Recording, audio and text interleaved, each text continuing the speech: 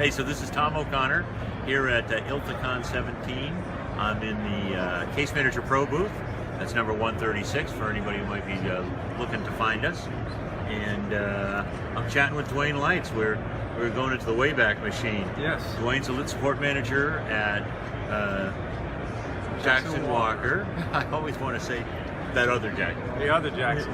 In Dallas. In Dallas. You know, we've been having this conversation. We've been talking about technology and the promise of great return on investment and things failing. And so you sent us a picture this morning of you with what looked like about 12, 15, 1 Actually, terabyte. There were 25 drives. External hard drives. Yeah, it was a 50 million page production that we did internally, and this was back in 2010. Okay. So it was a little while ago, but at that time, and it was due the day after Christmas. Of course it was. We had to produce it. And when you say produce, you were going to put it on those external drives? It was actually on the drives. Right. I actually took my picture, a selfie, so to speak. Right. Even though it really wasn't a selfie. It was a selfie, but I had a real camera over there, and I had it on delay. With your permission, when we blog about this, I'll put the picture up. Yeah, that's fine. All right. And you're laughing, so I can tell there's a story here, right? Well, I mean, obviously a lot of work. I think that would still be a challenge today to do internally. Yes. But at that time, we had to get, I think, almost 20 terabytes of storage, and to do this, and we did it on. Now those were smaller Buffalo 500 gig and terabyte drives, but we got eight terabyte drives and we did it all internally. It took I think we had like a 6-month deadline on it. And but it was a tremendous challenge to do. But we did it all in house. At that time, we did it with I don't really want. I don't want to say product. I don't want to promote any products, but I will say it wasn't Relativity at the time, so if that counts for anything. It was another product, but anyway. So this sounds like it was a success story. You met the deadline. You got the production out.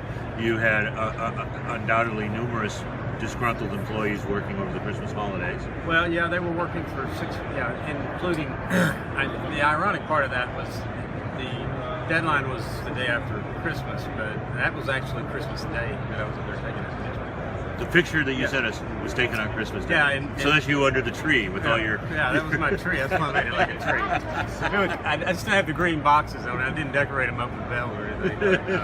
But anyway, it was it was a good experience. But it was one of those kind of stories that one of those memories that will be burned in forever. But it was just a huge success for the firm. So let me ask you this. And we've been talking a lot about technology not meeting expectations.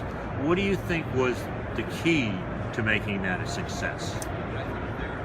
The biggest key was and you talk about this a lot, people, process, and technology. It was mainly the people. We had a strong team. All those folks are still in the firm today. We had a strong project manager on it, a real good paralegal that was working it, and then all of my team, and we really worked together. It was a very difficult, just because of the size and the volume. Those were all TIFF images. Nice.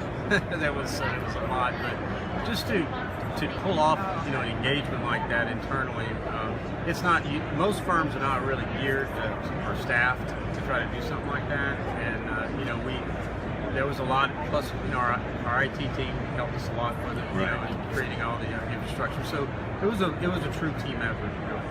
And that's one of the things we've been concentrating on in this discussion, is that it's more about the workflow and treating the technology as a tool. You, like myself, we've been around long enough to see products come, products go. You've got to be able to plug in the right product, the right tool, but it's the... I don't want to put words in your mouth, but it's the process that makes it... Well, it is. I mean, that's the key with any tool. I mean, there's a lot of tools, but being able to assess, what tool is the right tool. I mean, there's still no.